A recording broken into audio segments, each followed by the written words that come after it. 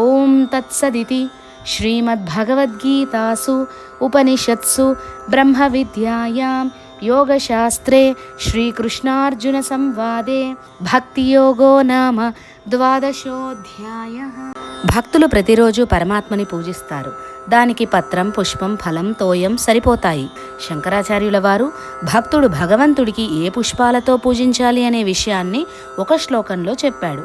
అహింస ప్రథమం పుష్పం, పుష్పమింద్రియ నిగ్రహ, సర్వభూత దయా పుష్పం, క్షమా పుష్పం విశేషతః, శాంతి పుష్పం, తపః పుష్పః, ధ్యాన పుష్పం తథైవ చ, సత్యమష్టవిధం పుష్పం విష్ణోః ప్రీతికరం భవేత్. అహింస, ఇంద్రియ నిగ్రహం, సర్వభూత దయ, క్షమ, శాంతి, తపస్సు, ధ్యానం, సత్యం, ఈ 8 పుష్పాలతో మనం పరమాత్మని పూజించాలి అని అన్నాడు. కాబట్టి మనం వీటిలో ఏవో కొన్ని పుష్పాలని సంపాదించుకోవడానికి, ఆ పుష్పాలతోనే పరమాత్మని పూజించడానికి ప్రయత్నం చేద్దాం.